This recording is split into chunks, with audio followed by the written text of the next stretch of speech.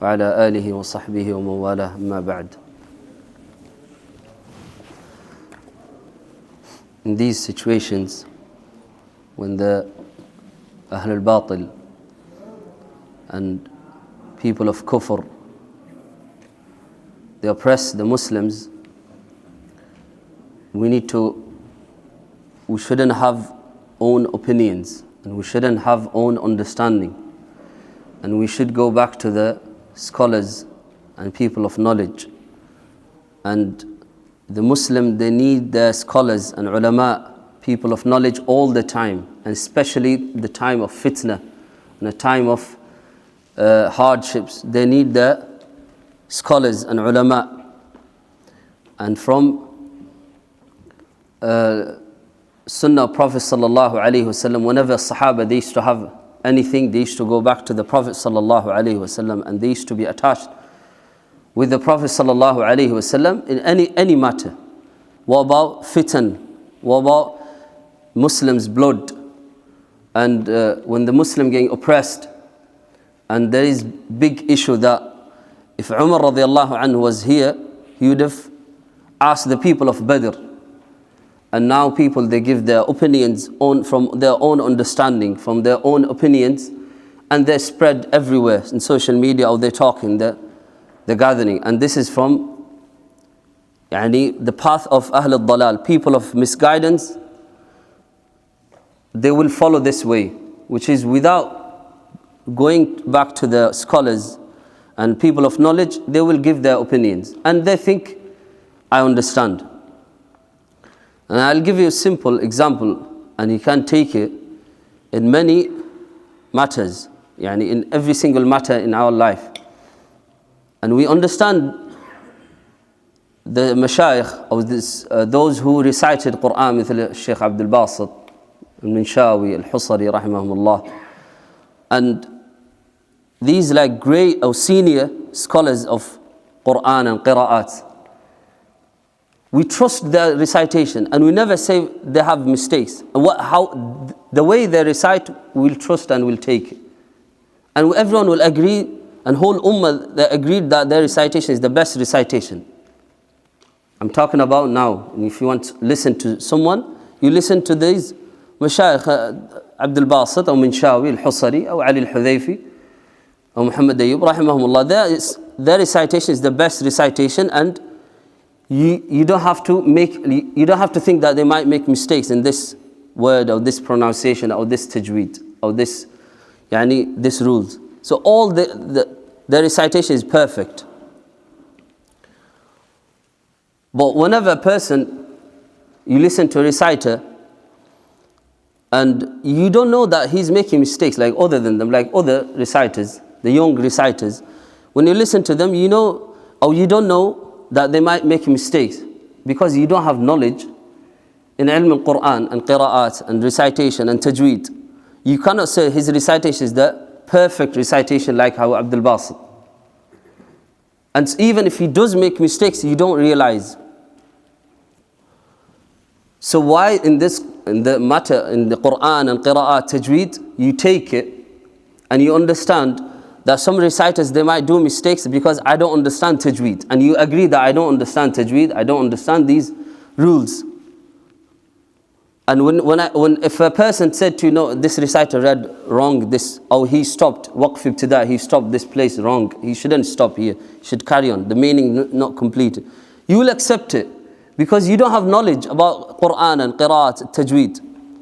But if a person understands ilm al-Quran and tajweed, he will know this reciter did a mistake, and this reciter didn't do a mistake. This reciter stopped perfectly, and this reciter didn't stop right place. Because he understands this ilm, which is ilm al-Quran. So why people accept this matter, and they don't accept in aqeedah, when it affects the whole Muslims, and understanding of manhaj. Why people don't go to their scholars and they give their opinions. And whoever not upon their opinions, they'll say this is scholars not right. These scholars, I don't trust them. Maybe they do mistakes in these matters. How can you have opinions in these matters when matters of ummah, and you say these scholars, I don't trust them. Even they're scholars of Ahl Sunnah and they're right, when these matters of Ummah, and for example in Palestine, in matter of this, you say it's not, because they're not from your opinions, you say these scholars not from my opinion. Why don't you compare these scholars, those who passed away, like Sheikh Al-Albani rahimahullah, Sheikh Abdul Aziz Baz, Sheikh Ibn Uthaymeen and others, why don't you take them as Abdul Basin and Minshawi and Husari? Why? So the way you go back to the Husari and Minshawi rahimahullah in Qira'at and Quran, because this is their field and this is their knowledge that they learnt whole their life, they used to spend with the Quran and Qira'at. So there's no better than these scholars, and you don't have any doubt that the recitation might be something wrong, maybe a mistake in tajweed. So why don't you take from these scholars and ulama and their opinions? And they understood, and they were alive that time when the Muslims were oppressed in Palestine and other places. They gave their opinions, and so you can take from their opinions. And also you can take from the opinions those who are alive, from people of Sunnah, ulama of Ahl Sunnah. And that's why Allah subhanahu wa ta'ala says, بَلْ هُوَ آيَاتٌ بَيِّنَاتٌ. These signs, these masail, these matters, ayatun, bayyinatun, is a clear matter for who? For everyone? For all of us? في صدور الذين أوتوا العلم. Only in the hearts of أوتوا العلم, those who have knowledge, scholars and ulama. Not for everyone. So not everyone will know this matter, that this is the opinion, correct opinion, or this is not correct. Because you understand politics, because you look at the news and you know these matters. Doesn't matter. These things doesn't matter if something about the ummah, you don't give your opinions and you don't give preference to your opinion than the scholars when they stop. If you know that they stopped talking, you should stop. And if you know that they spoke, then you should have the same opinion. And if they spoke the way they spoke, you should know how did they speak and what hikmah they had. Every single thing, you follow the scholars in the time, all the time, especially time of fitan. And you don't give your opinions. You don't think that you're supporting by the name of supporting, because many Muslims, they try to other Muslims, those who follow the Sunnah, make them emotional about why not supporting. Is it supporting the way you understand, or is it supporting the way the scholars will understand? The scholars, and many Muslims on top of that, they blame the scholars, and this is worst case, when you have bad thoughts about the scholars. Those scholars, they think about the ummah day and night, that you don't know, you sleep. These scholars, they think about the ummah every single moment, and all of their time from morning till night, they just give their time to the ummah. These times not for them. They spread their knowledge, they think about the ummah, they call people of bid'ah to the sunnah.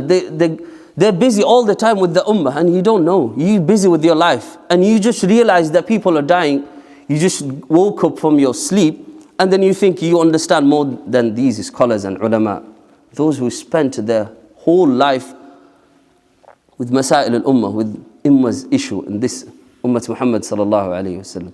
So sincere advice that you should go back to the scholars. You should understand what did they say. You should learn from how their opinions in these matters, in these fitna, especially time of fitna.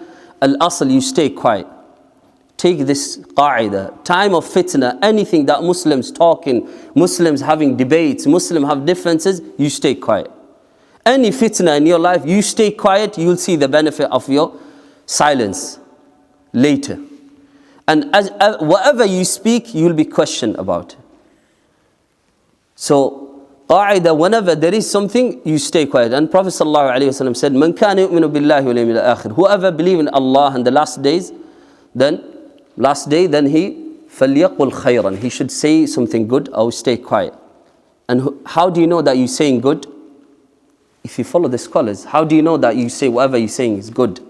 Even if you think that's good, is it good actually? The measurement has to be from the scholars, not from yourself, from your understanding and your emotions. This is nothing, like there's no measurement of the awam, common people, that they will speak about. This is not measurement. It's not measurement that how many people are speaking about, how many people went to the street. That's not measurement anything in the Sharia. Why?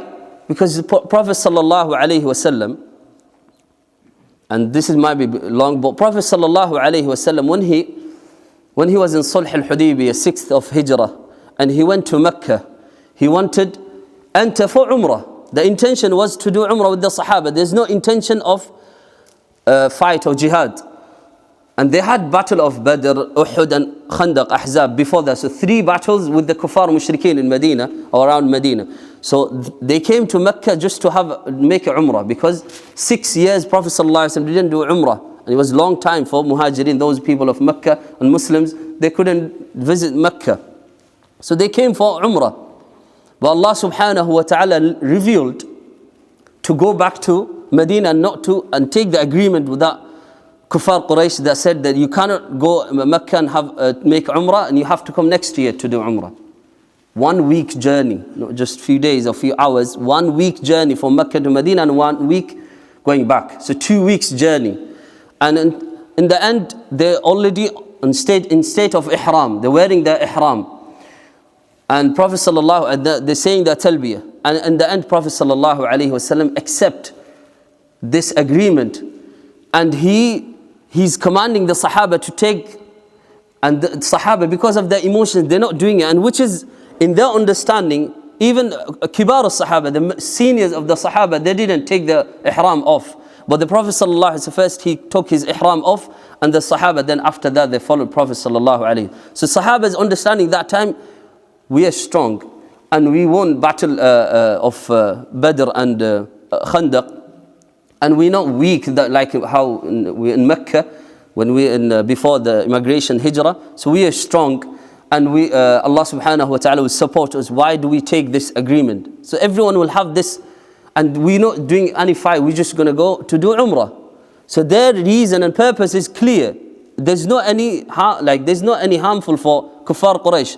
Still Prophet ﷺ took this agreement, and he was going to go back to Medina, and he's going to do Umrah next year, which is 7th of Hijrah. But this agreement, Allah subhanahu wa ta'ala made a mean that they conquered Mecca on 8th of Hijrah. So the hikmatullah subhanahu wa ta'ala is greater.